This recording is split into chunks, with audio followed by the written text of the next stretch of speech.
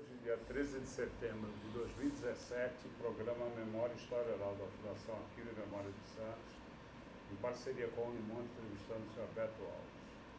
Beto, boa tarde. Boa tarde. Vamos lá início, fazendo um registro dos teus dados pessoais, ok? Teu nome completo. Roberto Moraes Alves. Nome completo dos teus pais. Pai Benedito Alves, mãe Maria Moraes Alves. Local e data de seu nascimento. Santos, 9 de março de 53. Beto, na época do teu nascimento, teus pais faziam o quê?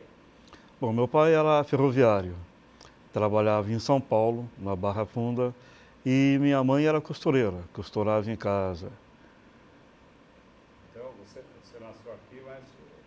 Não, eu nasci em Sorocaba mesmo. Nasceu em Sorocaba. Nasci em Sorocaba.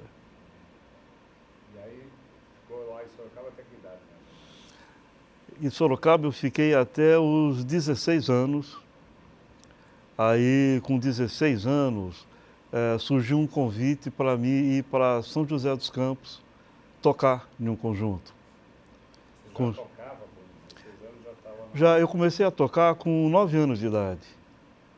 E assim, eu comecei porque eu gostava do instrumento, o meu irmão tocava, meu irmão mais velho, e eu queria aprender a tocar, e meu pai disse que eu era muito pequeno e não dava muita importância. Então vamos retroceder e pegar bem do início, lá em Sorocaba. Você passou a tua infância ali, num bairro determinado de Sorocaba, teu irmão mais velho já tocava, você começou a ouvir e começou a gostar.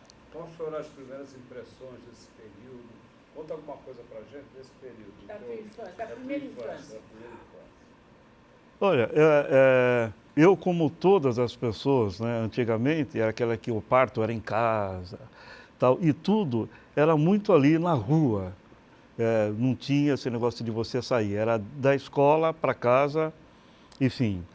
A primeira impressão minha de música, eu não sei precisar muito bem. Como eu comecei? Eu lembro assim, eu tinha 9 anos, gostava do instrumento. O meu pai ensinava meu irmão, que era 7 anos mais velho. E meu pai tocava. Ele era ferroviário, mas o prazer dele era a música. Ele tinha um conjunto regional e se encontrava com os amigos em casa, tal, ele tocava violão de 6 cordas. Aí os amigos se reuniam em casa e eu ficava vendo, eu achava fascinante, né, o pessoal tocando. Aí me deu vontade de tocar, pedi e ele falou que não. Quando ficasse mais velho, ele me ensinava. E o meu pai, era um nego grande, né, com umas mãos grandes, ele mandou fazer um violão para ele. E eu, perto do violão, eu quase tinha o tamanho do violão. Ele guardava o violão num case e em cima do guarda-roupa. Aí ele viajava, ele trabalhava na Barra Funda, em São Paulo.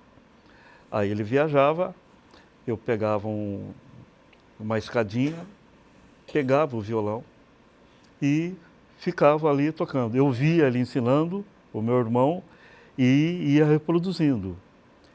Aí uma vez ele, tô indo, saiu, ele acabou de sair, peguei a escadinha, peguei o violão, só que ele voltou, que ele esqueceu alguma coisa.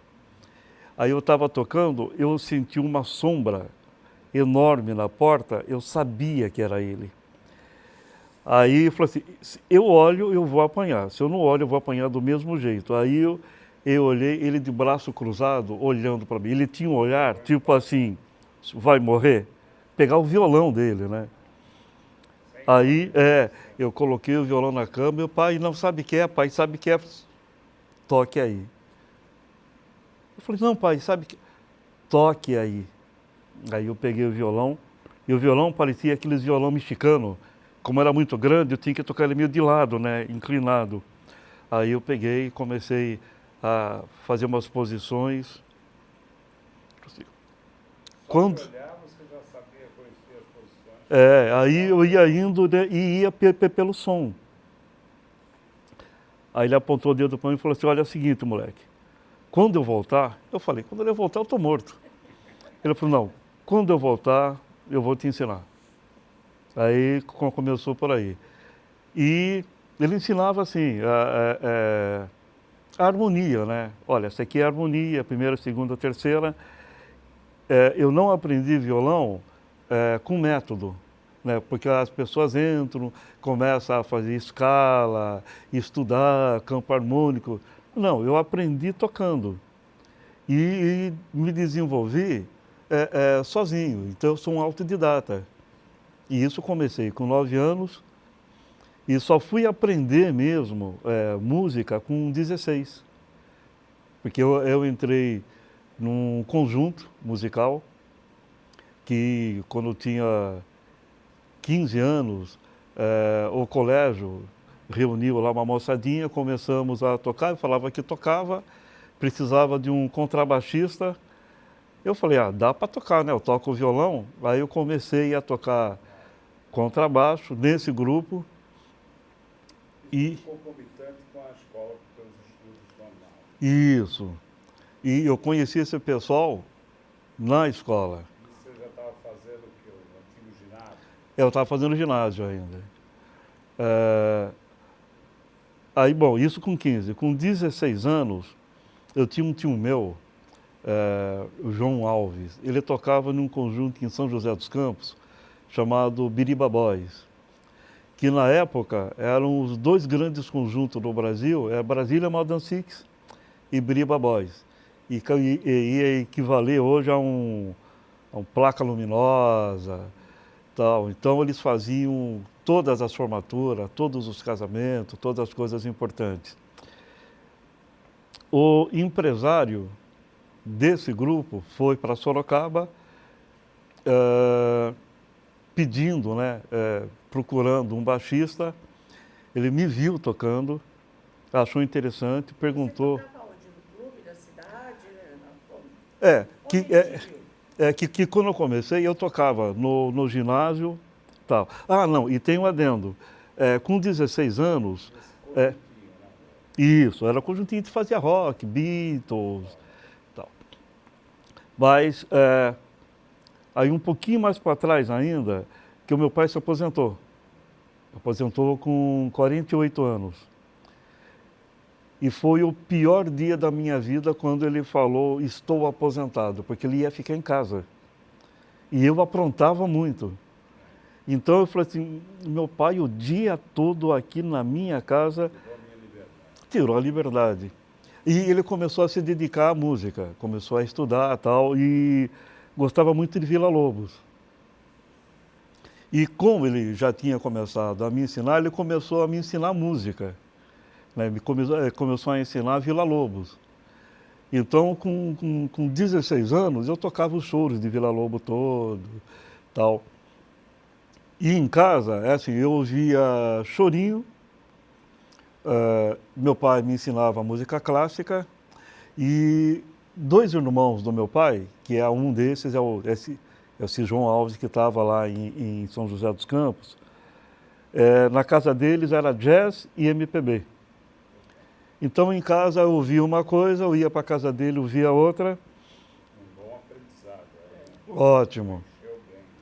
E os 2 irmãos do meu pai eram músicos, profissionais. Um era sargento do bombeiro, tocava na banda, e esse meu tio, que era profissional mesmo, tal, tocava. E veio de onde? Seus avós tocavam ou não?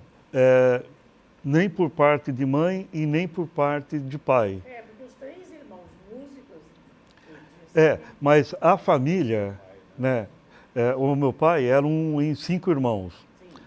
2 eram profissionais, tinha uma tia que era regente de coral e tinha outra que cantava. A família da minha mãe eram em 8 irmãos que cantavam em coral, tinha uma tia que era coreógrafa, então todo mundo, 2 tios tinham conjuntos musicais, então a família sempre foi muito ligada, né, à música. Quando tinha reunião de família, almoço, aniversário, reunia a família, só tinha hora para começar a tocar. E o pessoal ia. E era na base de cafezinho, né? Era cafezinho, bolo, blá, blá, e iam embora tocando. Então eu nasci, né, nesse meio, sabe, que era só música. Quando eu comecei a tocar profissionalmente, que foi ainda em Sorocaba, toquei num grupo. Você estava falando do empresário que veio, É, que eu tocava. Eu entrei depois nesse grupo que o meu tio tocava, um deles tocavam. E naquele tempo era tempo de rock, e eles faziam folk, jazz, blues, bolero, eram 4 metais, era uma outra formação. O empresário me viu tocando com eles. E eu tocava baixo, porque eu comecei no ginásio tocando baixo, o meu tio me chamou para fazer um teste no conjunto, eu com 16 anos, e eu só entrei no conjunto porque meus 2 tios e meu irmão tocavam. Então meu pai liberou, eu comecei a tocar. Esse empresário viu eu já nesse grupo e fez o convite se eu não queria ir para São José. O meu pai deixou porque o meu tio morava lá. E era do mesmo grupo que o meu tio tocava, que era Brasília Modern Six, Biriba Boys e o Século XX, que era um conjunto de jovens, tal. Fazia também um pouco de MPB, mas era um grupo jovem. Aí meu pai liberou, fui para São José. E fui assim, para estudar e tocar. Você foi estudar o quê? Eu tinha que completar os meus estudos ainda, né? Colegial, 16 anos. E aí, Foi fazer o colegial lá. eu fui para lá para isso. Aí eu fiquei 2 anos em São José dos Campos, que era uma outra coisa, que em São José, músico era profissional da música. Ou seja, todos os conjuntos tinham um estúdio, equipamento que era do conjunto, era assim, profissional. A gente ia tocar em algum lugar, ia uma equipe com o equipamento, montava. Até o meu instrumento, eles levavam. Quando eu chegava no local para tocar, o meu instrumento estava pendurado no aparelho e afinado. Eu acabava de tocar, pendurava e saía. E em Sorocaba, não, a gente viajava de Kombi. A gente levava equipamento, a gente carregava o instrumento, a gente... É mais amador. Era bem mais amador. Então eu aprendi a ser profissional lá, com esse pessoal e com o meu tio também, que sempre foi, assim, um dos poucos, né, músicos que eu posso dizer que era profissional. Não só na dedicação do instrumento, mas tem que se portar como profissional. Ele falava: Roberto, não adianta você ganhar. Que profissional é aquele que ganha do trabalho. Não, você tem que ser o profissional em matéria de comportamento, de horário, não beber, não isso, cuidado com droga, cuidado com... regras.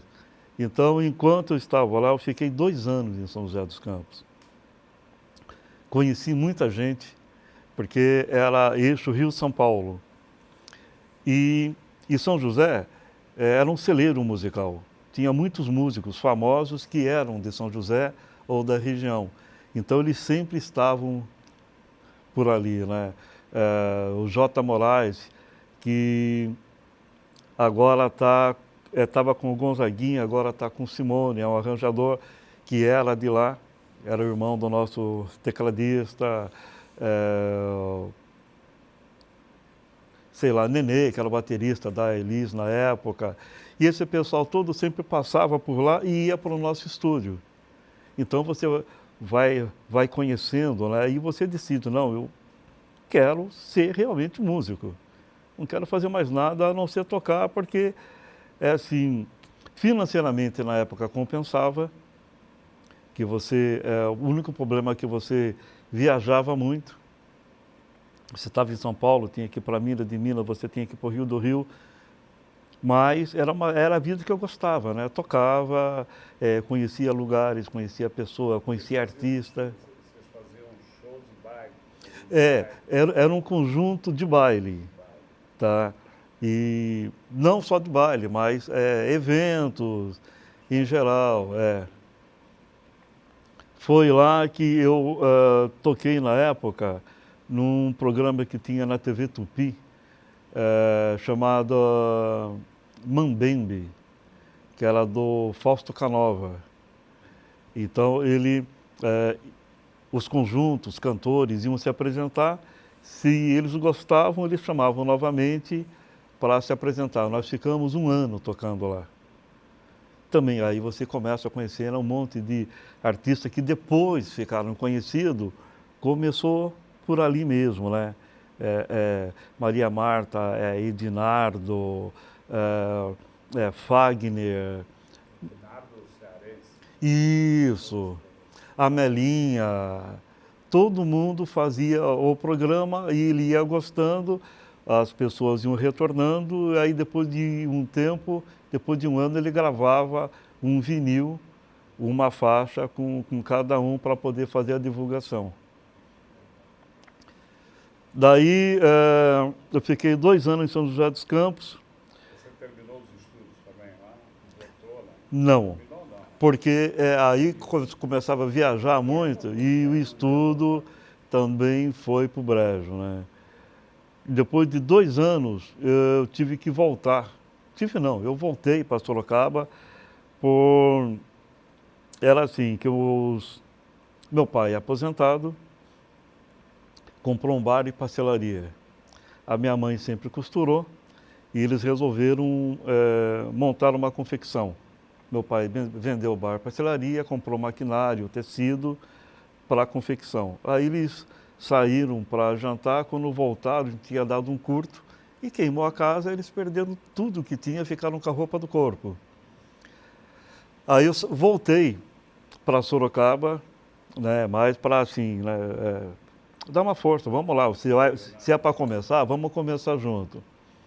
Aí fiquei mais 2 anos em Sorocaba, tocando também, mas assim, num clima muito ruim. Você profissionalmente só tocava? Só Tinha tocava. trabalho, Não, eu só tocava, não. Tocava e estudava. Depois de 2 anos em Sorocaba, nós saímos, porque quando quando queimou, nós perdemos tudo. Além de perder o material, nós perdemos amigos e parentes.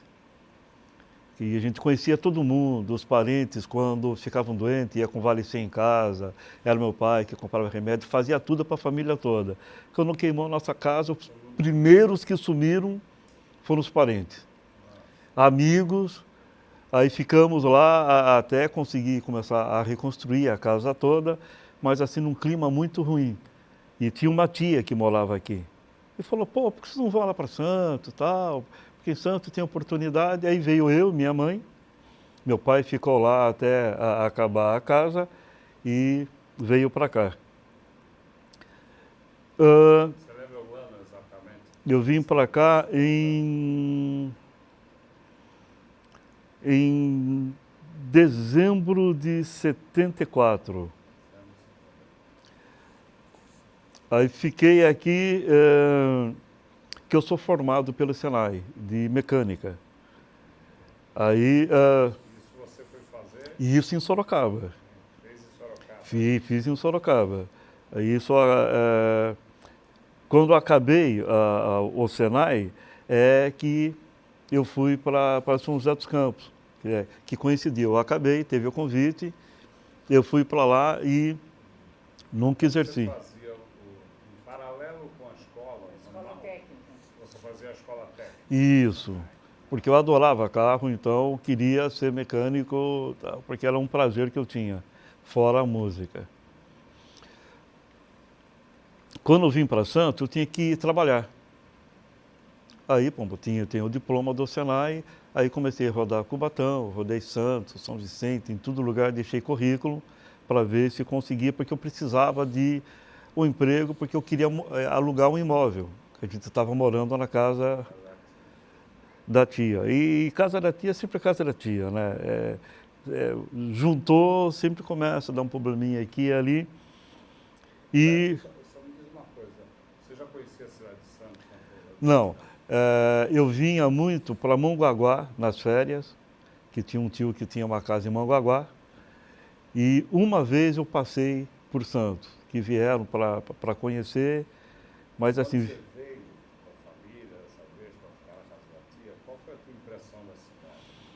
Que impressão você teve? O que te marcou nessa chegada? É que eu achei a cidade era igual. Eu andava, o meu primo falou, vamos conhecer a cidade. Aqui é o canal 3, aqui é o canal 4, aqui é o canal... Para mim era tudo igual. Todos os canais eram um canal. Era todo predinho de 3 andares. Eu falei, mas como você sabe quando é, que canal que é? Ah, não, é simples. Começa o canal 1, Pinheiro Machado, aí depois vem o canal 2, que é Bernardino. Eu falei, mas é igual. Se me jogar em um e outro, eu não sei onde eu estou. Não, é assim, é fácil. É fácil, mas para mim era complicado. E Sorocaba é uma cidade pequena, né, com ruas pequenas. Ele me levou, ele foi fazer não sei o quê, eu passei ali em frente à Santa Casa. Santa Casa era um largo grande que tinha um agente do trânsito que ficava numa torre direcionando, né, fechando o sinal aqui. Aí eu cheguei lá, é uma torre, falei, o que é aquele cara? Não, é ele que fecha, tal, o semáforo, é ele que fica regulando. E era um espaço muito, para mim, né, que vim de Sorocaba, um espaço muito grande. Eu falei, nossa, como é grande a rua que vinha para cá, a rua era uma coisa assim, sabe, era estranha para mim, para eu adaptar, né, e outra, era tudo plano. Sorocaba, quando você não está subindo, você está descendo. E era só casas, não tinha predinho, não tinha nada. Então, a grande diferença era essa, né? Uma cidade toda plana, cheia de predinho de 2, 3 andares, com aquelas avenidas que falavam que era um canal, e eu ficava meio perdido, até começar a andar. Já existiam muitos prédios, Já tinha alguns prédios, ainda tinha o Atlântico. Os prédios eram prédios de 10 andares, né? menores que E eu achava interessante porque, como ia para Mongaguá, o prédio que o meu tio morava, era o prédio e você saía, por trás já era areia e já era o mar. Aqui não, tinha uma avenida, sabe? Eu achava... era fascinante, né? E você, como é uma Bahia, eu falava, nossa... Ele falava, ali é Guarujá. Eu falei, como assim Guarujá? É Guarujá, olha, depois dali é São Vicente. Que para mim era estranho, que Sorocaba era Sorocaba. Eu sabia que Votorantim ficava para lá, e lá não. E o que eu achei mais interessante era assim, nós estávamos na Avenida da Praia, de carro, ele falou, aqui é São Vicente. Aqui onde? Aqui nós passamos. Passamos onde? Ali é a divisa. Para lá é Santos, para cá é São Vicente. Aí quando nós voltamos, ele parou. Ele parou e falou, Roberto, imagine assim, existe uma divisa aqui. Aquelas casas ali, essa rua, de um lado é Santos, do outro lado é São Vicente.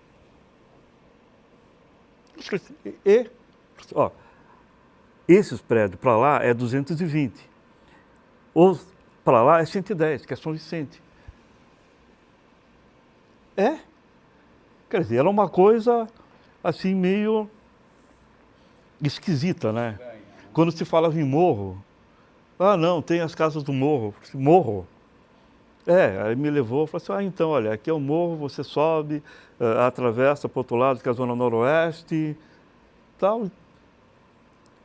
Era uma coisa estranha. E nunca tinha ido para o morro e para a zona noroeste, que tinha as festas, né, de junho.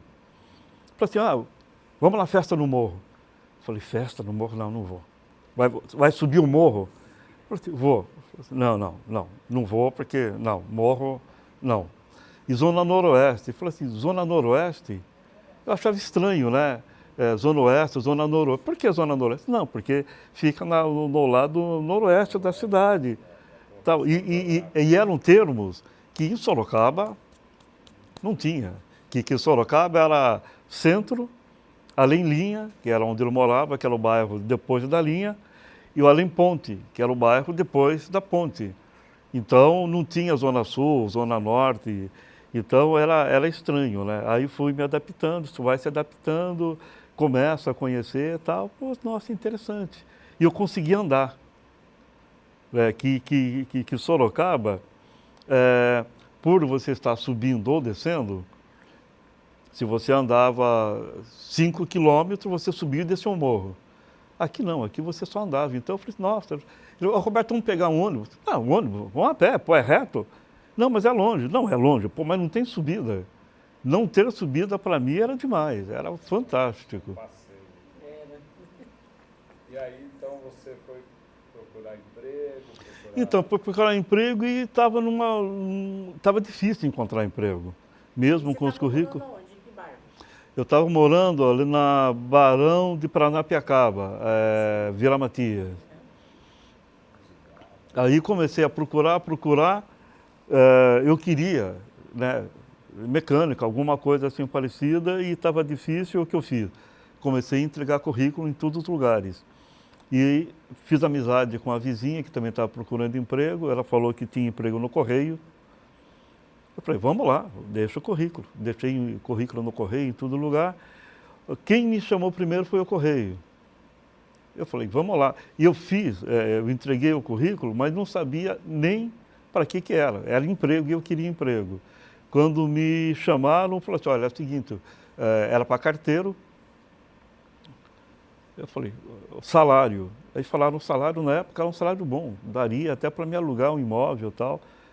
Eu falei, opa, é emprego, vamos lá. Aí entrei no Correio em 75.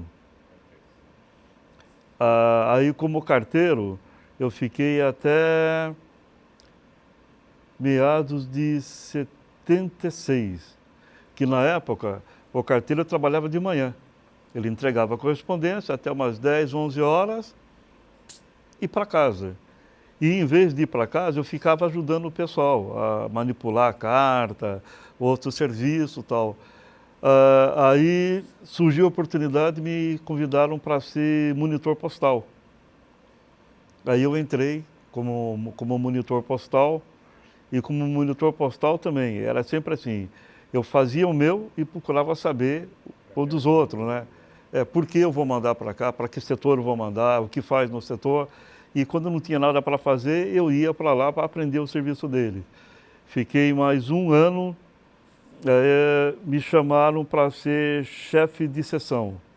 Aí fui chefe de seção por mais um ano. Aí surgiu a oportunidade de de prestar um concurso para ser supervisor postal. Isso em Bauru. Aí fui para Bauru. Beto, nesse período aí do Correio, 75 até sair da Bauru, a música, como é que você tocava em algum lugar? Eu comecei a tocar em 77, 78, que eu voltei a estudar e tinha um colega de classe, e eu sempre fui CDF, né? Sentava na frente e tal. E eu tinha um colega que também a gente disputava notas para ver quem sempre ia tirar a nota. Ou era ele ou era eu. Ele falou, assim, é o seguinte, e além do mais, a gente discutindo, brincando e tal, e além do mais, eu canto muito. Eu falei, é? E eu toco muito. Tá, então traz o violão aí, vamos ver. No dia seguinte, sempre faltava uma aula, tinha um professor que não vinha.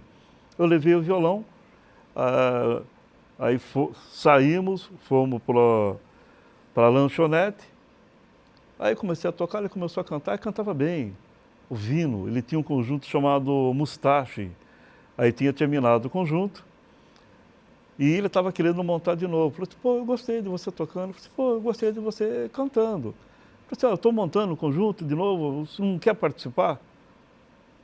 Eu falei, tá. Vou, tem uns probleminhas. Que eu vim para cá em 75 e casei em 79, que foi nessa época que eu voltei de novo, que como esse negócio de trabalho, o negócio era trabalhar, era ganhar dinheiro com o trabalho, eu trabalhava e não tinha como fazer, continuar estudo, eu tinha que concluir estudo. E não concluí. Em 79, eu casei, trabalhando no Correio. Foi quando foi feito esse convite, né? Vamos tocar de novo? Tal, assim. E ao mesmo tempo, convite lá dos Correios para ir para Bauru. Não, perdão, mas aí eu já tinha ido para Bauru. Quando eu casei, que eu estou pulando umas fases, mas assim, trabalhando no Correio, eu entrei como carteiro, 1 ano e meio depois fui monitor postal, depois fui chefe de seção, depois fui gerente da agência de Mongaguá, aí surgiu esse convite de fazer o curso de nível de supervisão, fui para Bauru, concluí o curso, era para mim voltar para a agência do Gonzaga, mas me mandaram para a coordenadoria em registro, que coordenava todas as correspondências que ia para o Sul e do Sul mandava para o resto do Brasil. Fiquei 2 anos em registro, voltei para cá. Mas voltei casado já. Ah, então, isso que eu ia perguntar, você já namorava? Já namorava. Desculpa, mas é interessante. Que eu comecei a namorar com 18 anos. Então, quando eu vim para Sorocaba, eu deixei a namorada lá. E de 15 em 15 dias eu ia. A namorada era lá de Sorocaba? Era de Sorocaba. Então, quando eu fui para Bauru, terminei, voltei para cá, daqui me mandaram direto para registro. E eu queria tocar, eu queria voltar a tocar, porque era uma necessidade minha, né? E quebrou aquele esquema. Desde quando eu voltei para Sorocaba, fiquei esses 2 anos em Sorocaba tocando. Quando eu vim para cá, eu queria tocar também. Meu primo falou, Roberto, na época, ali as Bocas, tinha muita música. Ele falou, olha, nas Bocas tem um monte de boate que tem música direto e tal. Também tentei, não consegui, porque era mais quem eles conheciam e eu era um desconhecido, né? Não tinha como. Quando eu voltei a tocar, fazer esse conjunto com esse colega lá quando estava concluindo o colegial, começamos a tocar uma vez por mês no Cabo de Soldados. E isso, eu vim para cá, já estava casado, que eu fui para registro, fiquei 1 ano, casei, fiquei 1 ano casado lá e voltei para cá. Com essa namorada de Sorocaba? Isso. Vamos fazer uma pausa, o Natan tem que arrumar o cabo.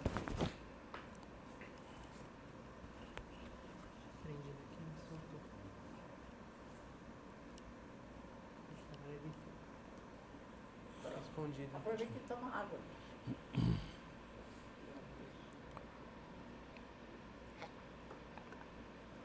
Como é difícil falar da tua vida, porque você pula fases, né? Então, aí você casou em registro com a namorada? Não, quando eu casei em Sorocaba mesmo, que era onde A família dela era de lá.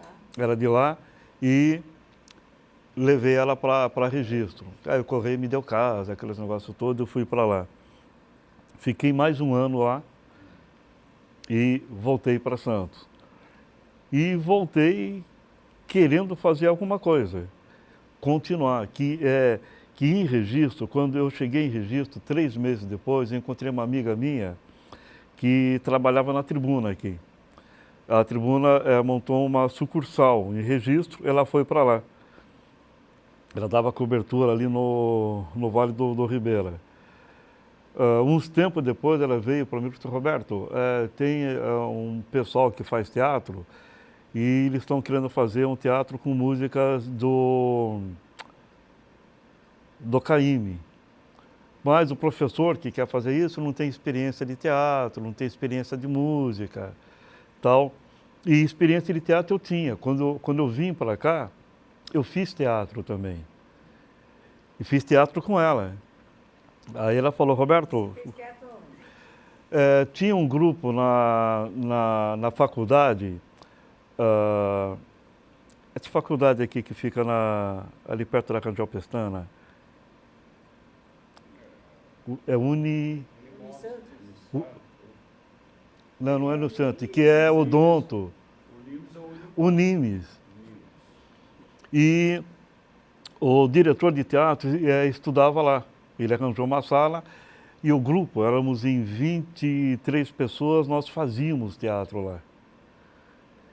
Conseguimos montar 3 peças e isso eu trabalhando no Correio ainda. Então, à noite eu saía e ia pro teatro. Aí fiz teatro durante 2 anos. E quando eu encontrei com essa amiga lá em Registro, falou, pô, Roberto, o pessoal que não tem experiência de teatro, eles querem fazer Caymmi, você toca, você não quer lá dar uma forcinha? Aí eu fui, que era um grupo que ensaiava no único clube que tinha em Registro. Era RBBC, que era um clube de japonês. Aí eu fui, conheci o professor, ele falou, Roberto, é assim, eu gosto de teatro, mas não entendo nada, e nem de música. Mas eu quero fazer Caymmi. Você não quer ficar tomando conta do grupo? Aí eu fiquei tomando conta, né, do grupo, montando a peça. E o único problema é isso, como era em Registro, na época, como era coordenador dos Correios, era uma coisa meio esquisita, né, para o pessoal. Assim, pô, o cara do Correio, esse bando de pessoal, que teatro era uma coisa meio, né, pô, com esse bando de moleque, não, é teatro, pô, para mim não tem essa de teatro. Bom, fizemos a peça, tá, muito bom. Aí quando voltei para cá casado, que eu casei quando estava lá em Registro ainda, ainda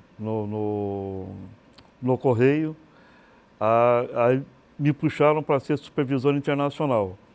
Aí fiquei mais 2 anos como supervisor, trabalhando ali no Armazém 16, no CAS.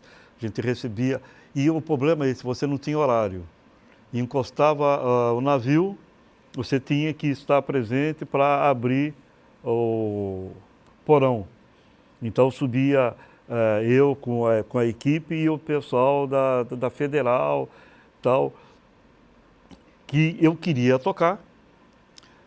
Entrei para tocar uma vez por mês, mas às vezes essa uma vez por mês, o navio estava programado para 4 horas, dava algum problema, ele chegava meia-noite. E assim, chegava, você tinha que estar. Mas mesmo assim, fui dando um jeitinho, colocava alguém às vezes para ir no meu lugar, tal. Comecei a tocar essa uma vez por mês, que a mulher não queria. Não, tocar para quê? Você não precisa tocar. E nesse tempo que eu fiquei sem tocar, foi uma coisa meio tensa, né? Eu estava sempre nervoso por causa do serviço.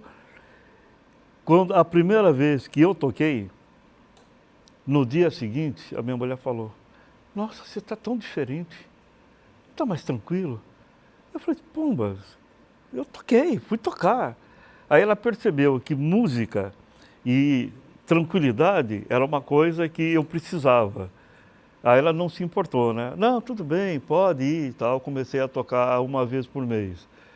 Passou um tempo. Quando vocês voltaram para Santos, vocês foram morar onde? Aí eu aluguei um apartamento, ali na Rua Paraíba. Inicialmente eu vim, fiquei na casa da minha tia, que morava ali na Rua Paraíba. E em frente tinha um predinho que eu vi, aluga-se, fui lá, aluguei e fiquei morando ali. comecei a tocar, então, uma vez por mês. Depois eu tocava no Cabo de Soldados, ali na Rua Bahia. Aí, 2 vezes por mês. Aí, uma vez por semana. Ela já começou a ficar assim, pô, toda semana? Mas é quinta-feira, tal, dia tranquilo. E fiquei por um bom tempo tocando toda semana no Cabo de Soldado. Conheci o Aguinaldo, que era um baixista, que de vez em quando aparecia lá. Aí o Aguinaldo tocava, na época, num bar chamado Sótão, que ficava ali em cima do Cine Poranga. Aí ele apareceu lá no Cabo de Soldado e falou: Beto, é o seguinte, olha, eu estou saindo e estão precisando de um baixista, você não quer tocar lá? É fim de semana. Eu falei, tudo bem, é quinta-feira. Aí cheguei com um jeitinho para a mulher, né? Falei, olha, é o seguinte, tem a oportunidade de tocar aí num barzinho muito legal, tal. Pô, é uma graninha, você está querendo juntar uma grana. Aí eu comecei, quinta no Cabo de Soldado, sexta e sábado no Sótão. Aí paramos com o conjunto, aí eu comecei a tocar quinta, sexta e sábado, aí depois eu comecei a tocar quarta, quinta, sexta e sábado, depois comecei a tocar terça, quarta, quinta, sexta e sábado.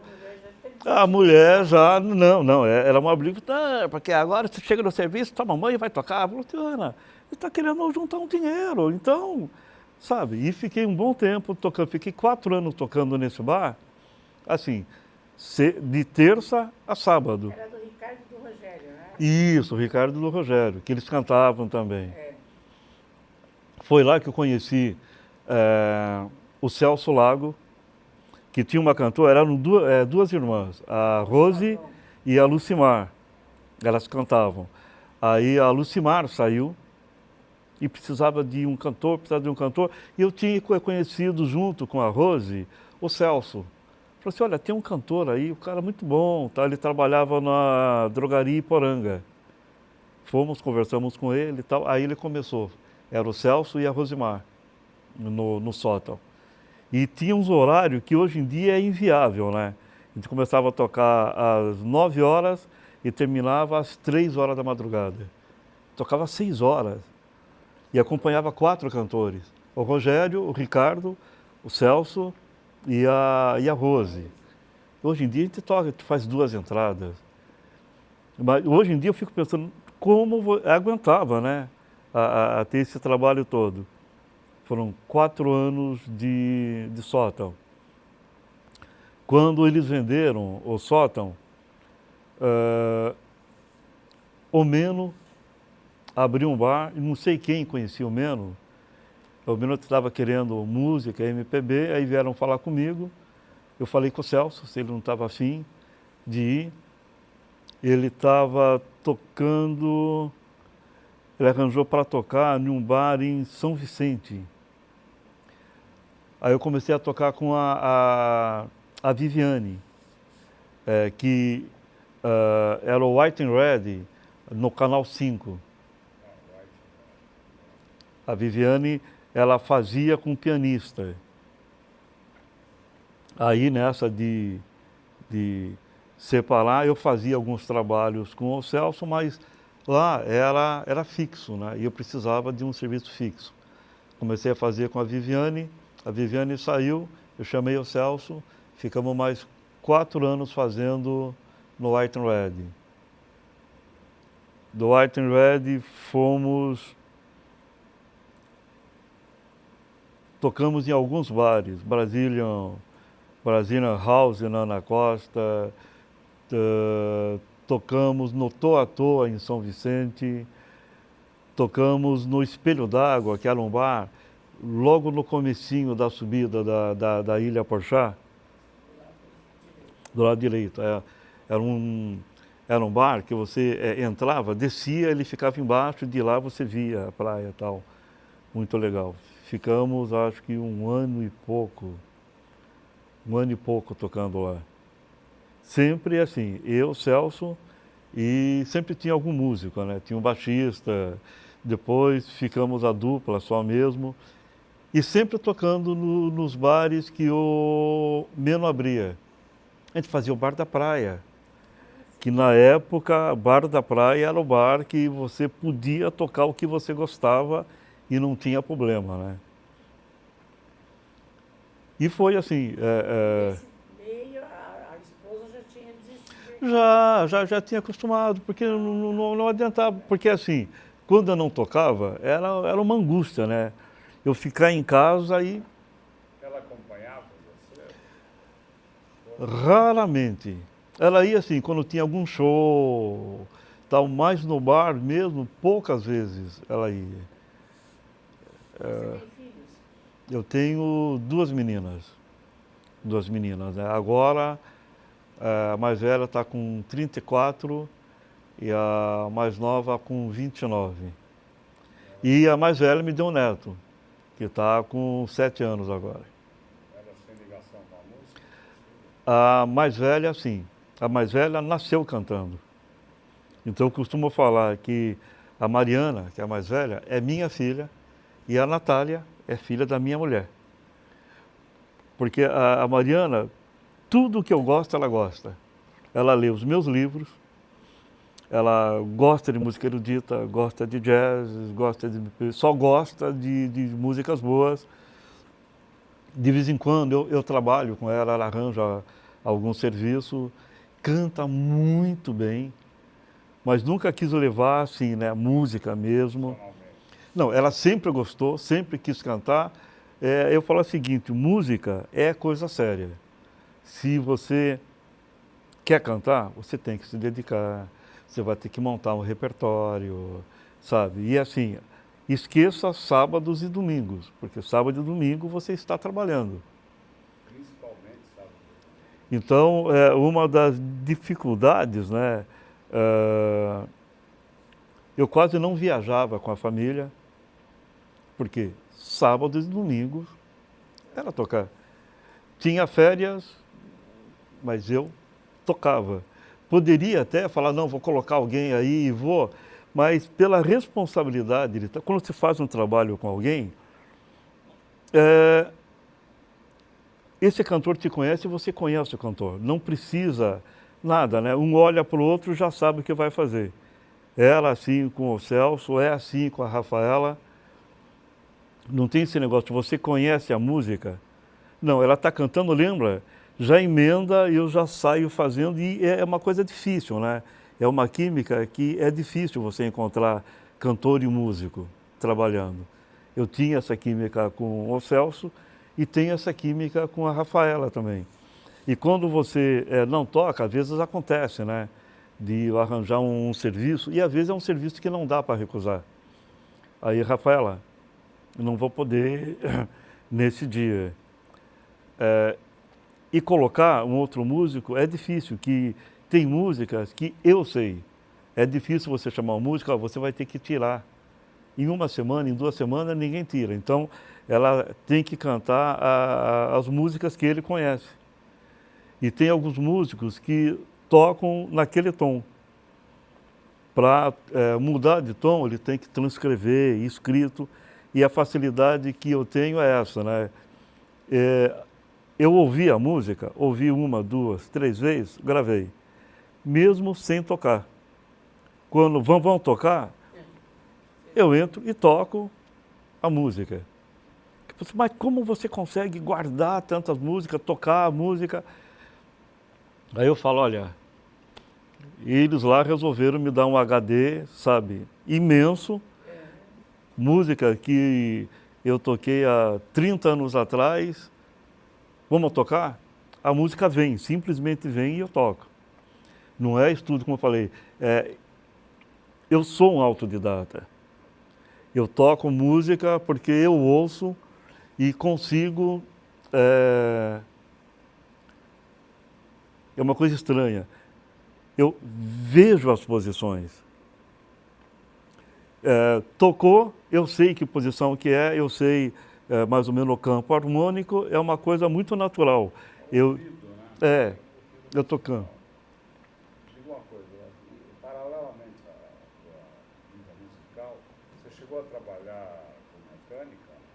Não, nunca consegui, porque... Fiz o curso, aí eu entrei no Correio e fiz carreira, né? Aí, eu falei assim, que eu tinha planos. Eu queria me aposentar como chefe da 5ª subdivisão do Correio, que coordena São Paulo, Rio de Janeiro, Minas Gerais e Paraná. Então, coloquei na cabeça, tudo que eu fiz dentro do Correio era voltado para isso. Não, eu vou me aposentar como diretor da 5ª sub-região. Acabou. Então, eu trabalhava muito. Entrava às 8 horas, chegava em casa às vezes 10 horas da noite. E sempre foi assim, né? Aí eu parei. É o seguinte, ou eu trabalho, ou eu vou fazer a faculdade. Eu não fiz faculdade. Faculdade fui fazer 3 anos atrás. Porque era assim, era trabalho, e dentro do Correio ele tem o sistema ECO, que você estuda para poder assumir um cargo. Então, quando você faz o curso de nível de supervisão, equivale a um curso técnico, e dentro desse curso você pode ser várias coisas. Aí depois você faz um curso de nível técnico, como nível técnico você pode chegar a diretor e tal. Então eu tinha feito já o de nível de supervisão, aí por isso que me deram a coordenadoria e tal, e eu ia fazer o curso de nível técnico para poder seguir no meu objetivo, que de um cargo para o outro no Correio, no primeiro demorou 1 ano e meio, como monitor eu fiquei 1 ano, como chefe de seção fiquei 1 ano, como gerente de Mongaguá fiquei 6 meses, depois fui para Bauru para fazer o nível de supervisão, voltei para registro e depois de 2 anos eu ia fazer queria fazer o de nível técnico. Porque de um cargo para o outro foi 1 ano e meio, depois 1 ano, 1 ano e meio, e fui, falei assim, essa é a minha reta. E a preocupação de fazer faculdade eu não tinha, porque o de nível técnico equivale à faculdade. Hoje em dia, quem faz o nível técnico, que é em Brasília, volta para lá formado, né? Curso de administração do Correio. Então, para mim, era tranquilo. O meu negócio é Correio. Só que depois de 9 anos e meio, quando assumiu o Geisel, ele fez o quê? Ele fechou o entreposto, mandou todo mundo embora e transferiu tudo lá para o Jaguaré, que tem um correio e tal, que eles queriam controlar a entrada e saída de correio, de tudo, simplesmente fecharam, mandaram todo mundo embora. Vinha o Cantone, que ia direto para São Paulo, e isso eu com 33 anos, desempregado, para arranjar emprego era uma dificuldade, que para você ter um salário bom, você teria que ter nível universitário, e eu não tinha na época, então foi assim, foi meio barra para mim. A minha filha estava com 3 anos e eu comecei de novo, né? Pô, sou mecânico, então comecei a mandar currículo para lá, só que eu tinha aluguel para pagar. A minha mulher trabalhava, né? Dava aquela segurada, mas aí eu arranjei um emprego de auxiliar de almoxarife. Carregava saco para cima e para baixo, roupa não dourava, porque era uma empresa de material de limpeza.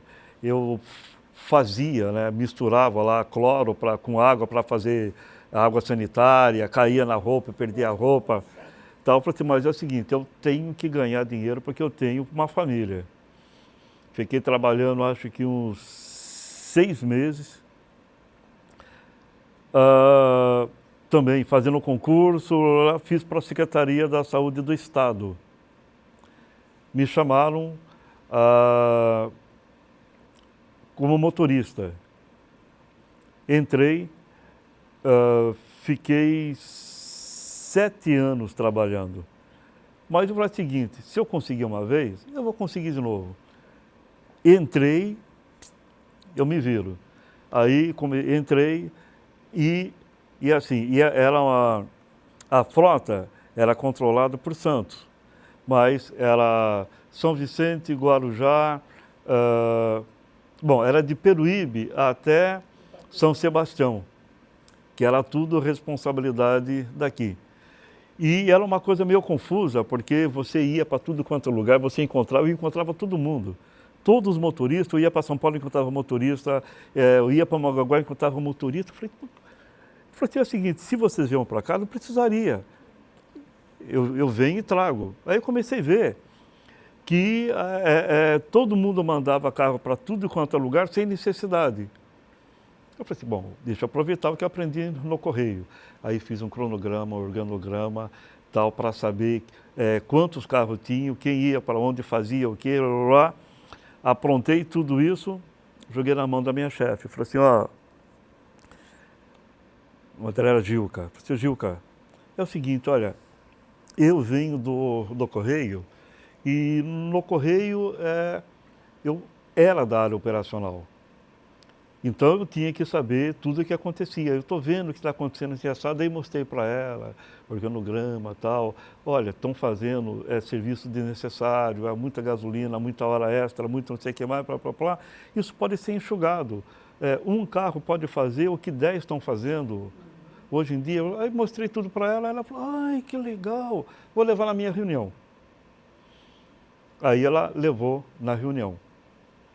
Quando eu cheguei em casa, a minha mulher falou, Roberto, você não estava fazendo um negócio aí que você fazia tudo com cores diferentes, estava fazendo fluxograma, não sei mais o quê? Eu falei, estava. Eu falei assim, então, que a minha mulher, quando veio para cá, a minha mulher trabalhava na Secretaria da Saúde, e isso ela entrou em Sorocaba. Quando eu casei, ela foi para registro, também transferida para a Secretaria Estado. Aí quando eu vim para cá, ela veio para cá comigo e entrou na Secretaria da Saúde aqui. Aí ela chegou para mim e disse, Roberto, então, a Gilca estava mostrando aqueles negócios que você está fazendo e disse que era dela. E ela falou, não, pode ser, Roberto, que eu aqui tenho um cargo, vou te dar o cargo de chefia, porque eu sei que você não sei mais o quê, papapá. Eu falei, opa, já estou no caminho de novo. Eu falei, bom, se ela falou que é dela, tudo bem.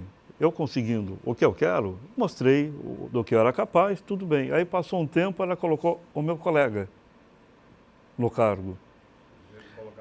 Porque ela estava com um casinho com o cara e colocou o cara. Eu falei, quer saber de uma coisa? Parei. Não adianta. E é assim, que falam muito mal às vezes do serviço público, mas uma coisa que eu noto é isso, independente da tua competência, você não vai conseguir aquele cargo porque é competente. O que vai acontecer é que vão colocar alguém que é primo de alguém, que é conhecido de alguém, e vão colocar no cargo que não tem competência para estar ali. Aí eu comecei a ver isso, falei, nossa, eu fiquei 7 anos. Eu falei, é o seguinte, não vai valer a pena, eu vou ficar aqui até quando? Aí avisei a mulher, vou sair. Não vai sair como? Não, porque aqui é seguro. Eu falei, eu sei, mas vai me segurar na miséria. Na época, o salário era R$333. Eu falei, olha, eu estou aqui porque eu toco. Porque se eu não tocasse, esse salário não ia dar para nada. Eu ia fazer o quê? Eu tenho um monte de necessidade, eu tenho carro, tenho equipamento, eu não tenho condição. A música completava bem. E eu trabalhava, quando eu comecei a trabalhar, eu trabalhava porque era assim, eu ia fazer uma compra, chegava no estabelecimento, olha, eu quero isso, isso e isso, tá tudo bem, vamos fazer a ficha. Tá fazendo a ficha, profissão, músico. Ah, músico. Não, e o negócio não é só, a reação, né, das pessoas. Ah, músico. E todos falavam a mesma coisa. Ah, músico. Salário. Eu falei, olha, o que eu posso pegar é uma declaração que o músico não era registrado, como não é registrado hoje, né? Eu posso pegar uma declaração do bar, ou quanto eu ganho. Mas assim, sabe, você não tem olerita? Eu falei, não, eu não sou... Não, mas você não tem isso, não tem aquilo. Eu não conseguia, às vezes, comprar coisa, porque eu era músico e marginal parecia que era a mesma coisa. Eu falei, olha, tenho que arranjar um emprego. Então quando eu entrei para trabalhar na saúde, porque eu precisava de um emprego. Ia comprar profissão, funcionário público e não tinha problema. Tem questionamento. E até hoje, eu vou me aposentar o ano que vem.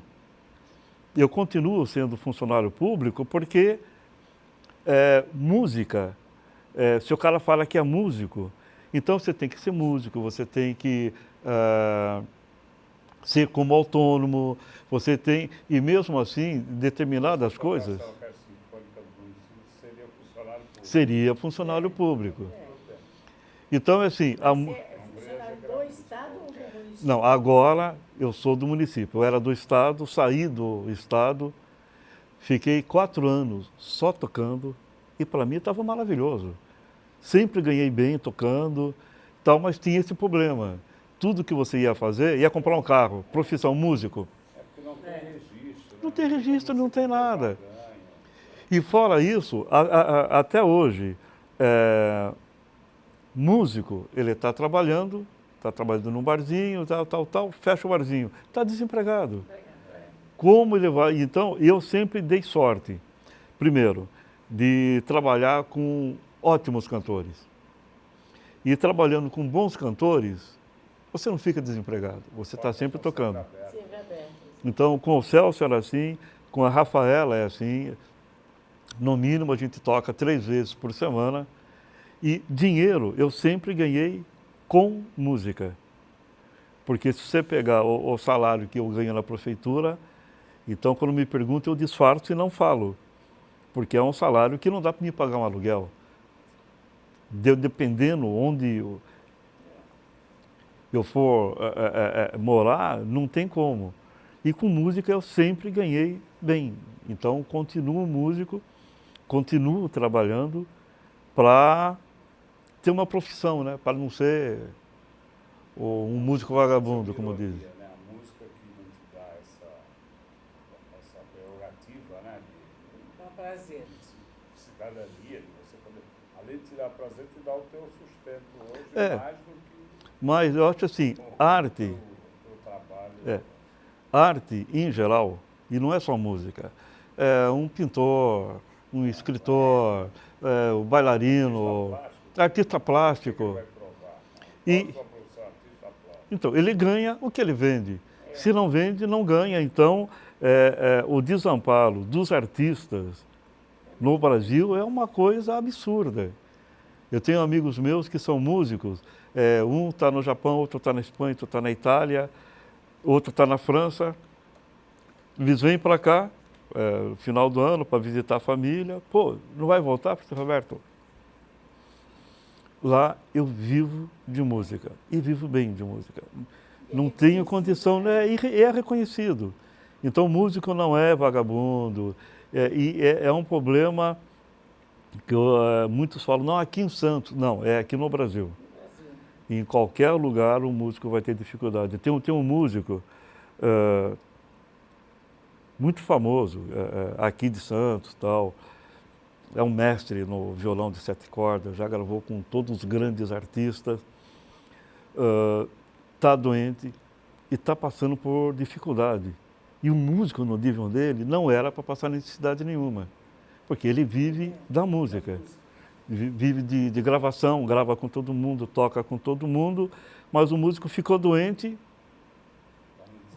está no desamparo. Então, Mesmo questão de férias, tá?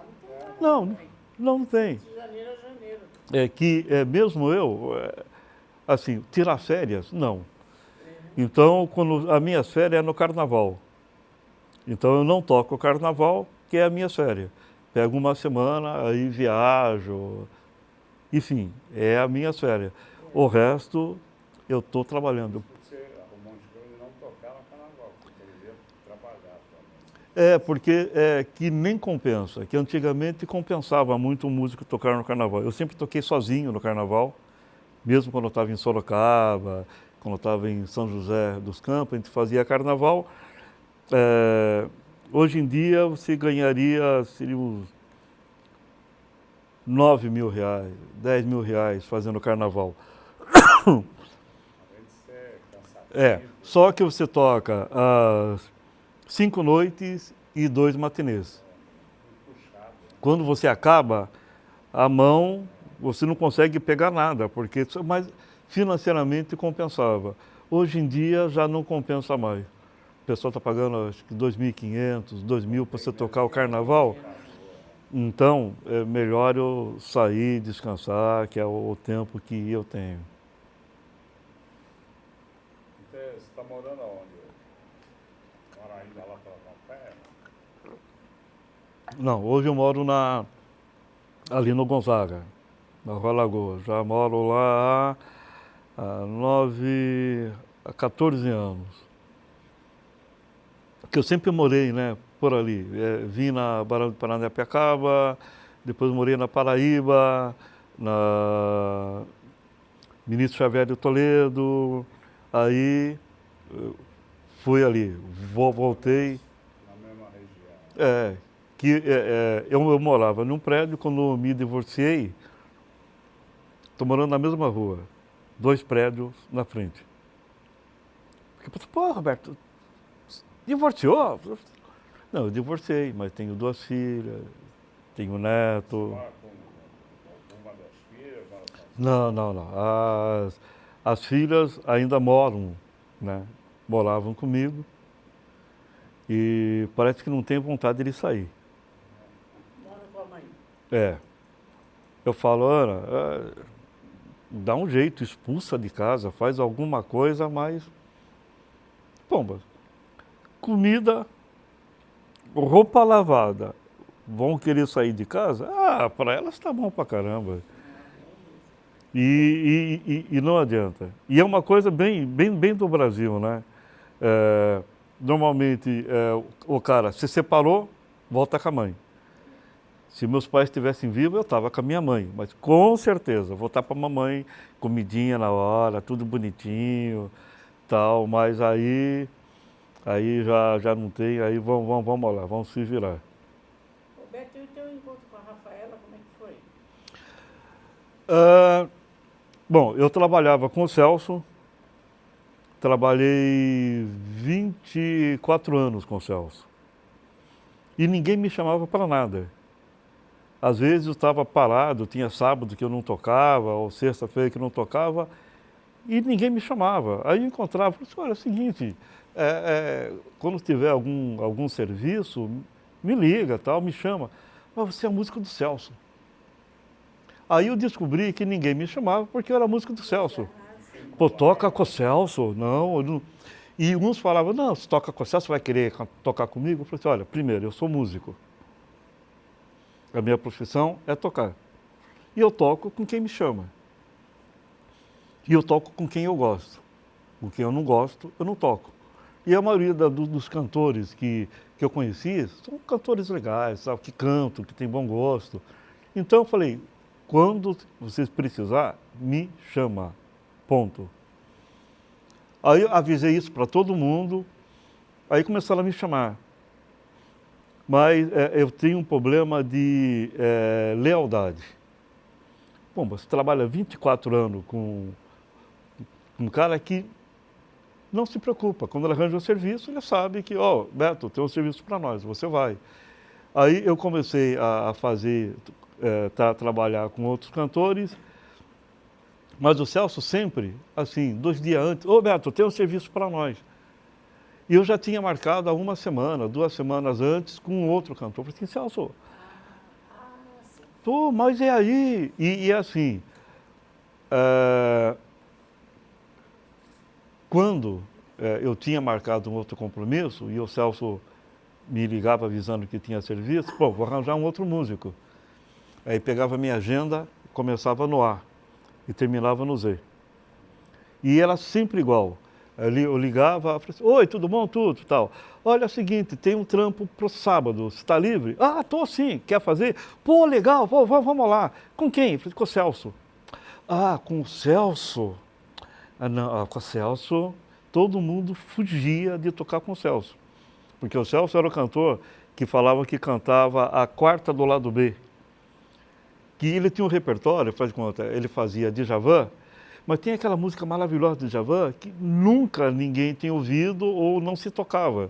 E ele gostava de fazer. Aí gostava de Djavan, de Ivan Lins e tal, e umas músicas harmonicamente meio complicadas. Então, quando eu falava, você vai tocar com o Celso, todo mundo, aí eu tinha que ligar para a pessoa que tinha marcado comigo para explicar, mas assim, por lealdade mesmo. Aí chegou uma hora que eu falei, olha, Celso, não dá, porque fica esquisito. Eu marco com uma pessoa 1, 2 semanas, aí você me liga um dia antes, eu vou ter a pessoa me esperando. Eu falei, é o seguinte, começa também a fazer isso, senão eu vou ter que dar preferência a quem me chamou primeiro, que eu acho que é uma questão de profissionalismo. Eu não posso dar minha palavra e depois se mandar. E começou a acontecer isso, né? Ele me avisava 2 dias antes, e nesse tempo a Rafaela estava tocando com um músico que montou um outro grupo e começou a tocar, pintou um negócio deles irem viajar, iam para a França, iam para a Europa, tal. Aí, e tocando, aí ele chegava para a Rafa e falava, seguinte, ó, fim de semana eu não vou. Não vou e se vira. Eu tinha uma amiga, a Rita Gotardo, uma cantora também fantástica, que era amiga da Rafaela. E a Rafaela começou a falar, pomba, você tem dificuldade, o meu violonista às vezes me dá uns perdidos, aí eu fico sem saber. Aí ela falou, tem o Beto, chama o Beto. O Beto eu canto com o Celso. E ela falou, não, chama, aqui ele vem. Ele não vem tocar comigo. Eu falei, chama. Aí deu o telefone, a Rafa me ligou, aí explicou, né, olha, estou com problema e tal, tocaria comigo? Eu falei, tudo bem. Aí comecei a tocar no Bodegaia. Aí toquei uma vez, pô, obrigado, me quebrou um galho. Tal. Pompeia, não, o centro, o centro. Que na Pompeia não tinha música. Aí, 3 semanas depois, falei, Beto, será que você está livre? Porque o rapaz não veio de novo. Aí eu fui, fiz. Aí passou, na outra semana, falei, pô, Beto, o cara não veio de novo. Na outra semana não veio. Beto, você quer trabalhar comigo? Que era tarde, né? Eu tocava com o Celso à noite. Eu falei, nossa, eu estou precisando de um trampo fixo. Aí eu comecei a fazer com ela e tal, mas só tinha um problema, que ela fazia samba e fazia uns negócios meio de pagode e tal, que eu falava... Era muito só. Aí eu falei, Rafa, você já tentou fazer um samba assim, Djavan, Ivan Lins, Chico? Mas Chico, não sei se as pessoas... Vamos fazer o seguinte, tira 3 músicas do Chico e vamos fazer. Se ninguém gostar, aí esquece, eu não falo mais nada, mas eu acho que vale a pena. Aí ela tirou as 3 músicas do Chico, fizemos as músicas do Chico. Nossa, você canta Chico, você canta aquilo, você canta... Aí todo mundo começou a pedir para ela cantar Chico. Aí ela começou a cantar Chico. Aí... Eram só vocês dois no começo, né? Não, já o trio era ela, o JR e o japonês, e o Nakai. Tá. Só eu, o Jota saiu, Você entrou. eu entrei no lugar. Aí começamos a fazer Chico, começamos a fazer Ivan Lins, começamos a fazer, porque eu falei assim, é uma questão de público. Quando você só faz samba e pagode, a única coisa que vai acontecer vão te chamar para fazer churrasco. Churrasco e samba, tudo a ver. Mas a intenção é você fazer aniversário, fazer casamento, fazer buffet, que buffet dá dinheiro. E isso aprendi com o meu tio. Ele falava, Roberto, barzinho é vitrine, para as pessoas saberem que você toca e ver seu trabalho. Você vai ganhar dinheiro fazendo buffet. Em particular, né? Aí começamos a fazer e realmente começou a pintar, faz aniversário aqui no casamento. E hoje a gente faz muito, né? Casamentos e aniversário. E é onde você ganha dinheiro, fazendo eventos. Porque bar não é ruim. Porque você tem um trampo fixo, você sabe quanto você vai ganhar, mas você vai ganhar aquilo e só. Então nós fazemos o acordo com os donos dos bares, assim, quando pintar algum evento, a gente chama ou coloca alguém para você. Eles concordam, então agora nós estamos saindo, pelo menos tem uns 2 eventos por mês para fazer. E a intenção é fazer todo fim de semana, né? Porque aí sim você vai ganhar dinheiro, muito mais dinheiro. Nesse período que você ficou tocando para a Rafaela, o Celso Lago arrumou fixo? É porque assim, quando eu comecei a fazer com a Rafaela, eu fazia à tarde. Eu tinha à noite, com o Celso eu só trabalhava à noite. E eu fazia à noite com ele numa pizzaria ali no Canal 1. E ele deve ter ficado muito bravo, porque eu comecei a fazer com a Rafaela. Aí ele fez o quê? Arranjou um violonista para fazer com ele, só que ele não me avisou. Eu entrei no Orkut ainda na época, né? Eu entrei no Orkut, aí estava lá Celso Lago, Felipe Fontão. Eu achei meio estranho. Eu falei, não, de repente é um cara que está vindo de fora, ele vai fazer, tudo bem. Na outra semana, de novo, ele falou, ele vai me ligar. Aí também ele não me ligou mais. Aí eu comecei a fazer com a Rafaela. Quando ele foi me ligar, acho que uns 6 meses depois, eu estava tocando à noite com a Rafaela. Então a gente fazia sábado de tarde e fazia à noite. E aí não tinha como. Toda vez que ele me chamava, já eu não tinha data, né? Eu falei assim, não dá, a não ser assim, vai fazer um evento grande que financeiramente seja bom. Caso contrário, eu não posso, simplesmente, Rafa, trocar 6 por meia dúzia. E deixei de fazer com ele por causa disso mesmo, né?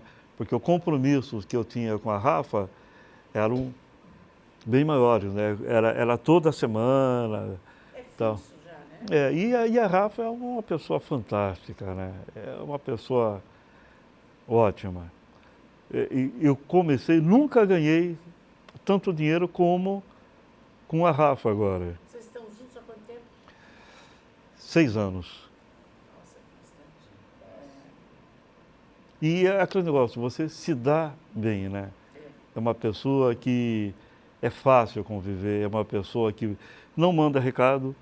Se ela tem que falar alguma coisa, ela fala na tua cara, gostou, gostou, não gostou, problema teu. E eu adoro pessoas assim. Eu acho que qualquer trabalho, amizade, casamento, se você não consegue ser franco e sincero com a pessoa, não tem como, né? Quando você desconfia. Se alguém chegar para mim e falar, Roberto, a Rafaela andou falando mal de você. Duvido. Porque quando ela tem que falar, ela fala para mim, ela não fala para os outros.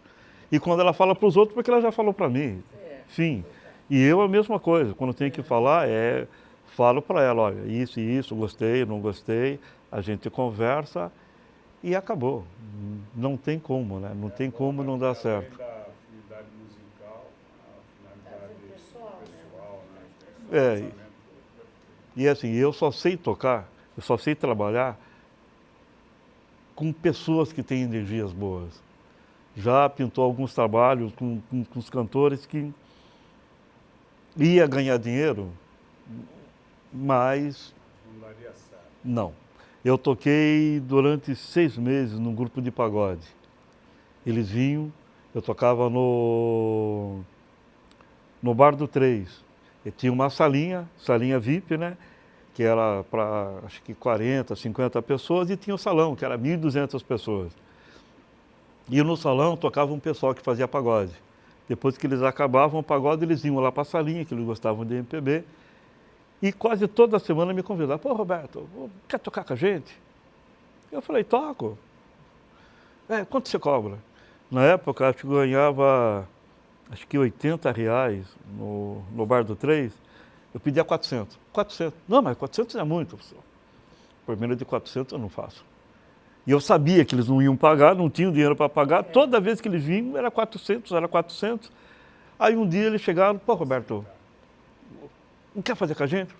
Eu faço, né? Mas temos aqui um problema. Quanto você quer? 400. Fechado. Eles arranjaram um patrocinador. E o cara ia bancar. E aí não tinha como eu chegar e falar. Eu falei, aí eu pensei, né, pô, 400, pô, ganho 80. 400, eles faziam 2, 3 apresentações no dia, à noite, saía, tocava de um, saía para lá. Eu falei, pombas, eu aguentei 6 meses. Quando eu saía, sabe quando você sai, parece que você tem um peso nas tuas costas? Prazer, zero. Bolso cheio e prazer nenhum. Eu falei, é o seguinte, não nasci para fazer isso. Aí depois de 6 meses eu falei, ó, pessoal, desculpe, mas estou muito sobrecarregado, não dá, e abri, não dá. Música acho que é só com prazer. Imagina o Alberto tocando pagode. Não consigo, não dá. Não consigo ver você tocando pagode. Não, e o pior não é isso. Aí estava tocando pagode, eu via pessoas que frequentavam lá o bar, pediam Fátima Guedes, Tom Jobim, no maior pagodão. Aí quando eles me viam, eles não sabiam se eles paravam, se eles continuavam, se eles iam embora. Tipo assim, eu falava, é o Beto. Aí eles, Beto, onde? Tocando. E, sabe, eu olhando, eu via as pessoas, e eu tocando só de olho nele. Aí eles iam indo, desapareciam. Mas iam no bar, são pessoas que gostam, né, de MPB, mas gostam de um bom pagode para dar uma relaxada. Assim, às vezes o pessoal, Roberto, vamos lá para um pagode. Eu vou pela companhia. E chego, danço, tal, me acabo. Mas assim, fui pela companhia, nos divertimos, acabou, chegou. Não, vamos semana que vem? Não, semana que vem não. Agora espera mais um mês aí para acalmar, aí eu vou, senão não dá. Nada contra pagode. Eu acho assim, que tem espaço para todas as músicas, sertanejo, pagode, tal. Mas a minha praia mesmo é MPB, adoro jazz, mas não sou músico de jazz. Você fala, Roberto, vamos fazer um jazz, improviso? Não. Adoro chorinho, mas para fazer chorinho você tem que saber tocar chorinho. Eu não sei tocar chorinho. Eu toco chorinho, mas do meu jeito. É um outro departamento, né? Bom, que é uma coisa que eu acho que falta no Brasil, não é em Santos, é no Brasil. Primeiro, levar a sério os profissionais da arte, que não levam, que poderia ter incentivo federal, estadual e municipal, não tem. Para você conseguir alguma coisa, é uma dificuldade, porque você não tem como, né? Por enquanto, músicos têm que ter bons instrumentos. Um bom instrumento, tem uma guitarra que eu sou apaixonado por ela, que custa 14 mil reais. O meu violão eu comprei, hoje em dia está 9 mil reais. E eu comprei porque não, eu quero um bom instrumento. Fim, deixei de comprar computador, um monte de coisa, juntei uma grana para comprar um violão que eu acho que, sabe, vai me satisfazer. Tá. As pessoas, eu acho assim, né? E aí teria que ser a instituição mesmo, né? O governo. Fazer como, ou dar a possibilidade do artista viver dignamente. Ou seja, é uma profissão. E como profissão, tem que ter todos os direitos que todas as profissões têm. Tem que ter todos os deveres que todas as profissões têm. Então, aqui a gente vê que não tem direito e os próprios artistas relaxam nos deveres. Você vai em um bar, o cara não te valoriza. Ele não quer saber se o seu violão vale 9 mil, seu equipamento vale 25, porque é uma questão de respeito aos clientes e a quem te ouve. Você tem que mostrar uma qualidade. Então, se alguém aparecer lá com um violão de 100 reais e uma caixinha de abelha que sai som e tocar, pro dono do estabelecimento é a mesma coisa, porque sai som e vai gente e aplaude, enfim. Mas o que frequenta também reclama muito de pagar o couvert, né? Também. E assim, o público reclama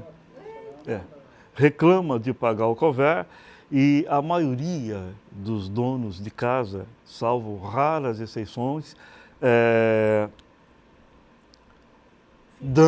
dão o dinheiro que era cover artístico, então, é para o músico. Não, esse dinheiro que seria do músico, ele usa para pagar garçom, para a despesa dele, ou seja, embolsa. Então, quando o bar está bombando, É uma pilantragem, né? Está enganando o cliente. isso, o cliente está achando que é para o músico e não é. Então, assim, quando o bar está no auge, você não vê a coisa. Eles te pagam um fixo e acabou. E você sabe que poderia pagar mais e não paga. Aí, quando está em declínio, está difícil. A primeira coisa que faz, manda os músicos embora.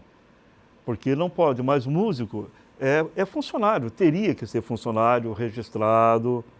Esse plano que o governo tem agora aí, que os funcionários registrados não precisam trabalhar as 48 horas, 48. É assim, trabalhou, ganha, não trabalhou, não ganha, mas tem um registro.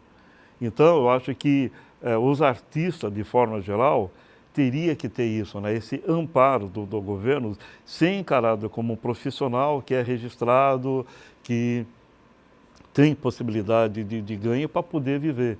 Senão, a maioria faz conta. A maioria dos meus amigos que vivem de música, todos dão aula. E ganham mais dinheiro com aula do que com música. Continuam tocando porque música é vitrine, bar é vitrine. As pessoas veem, você dá aula tal, e as pessoas dão aula.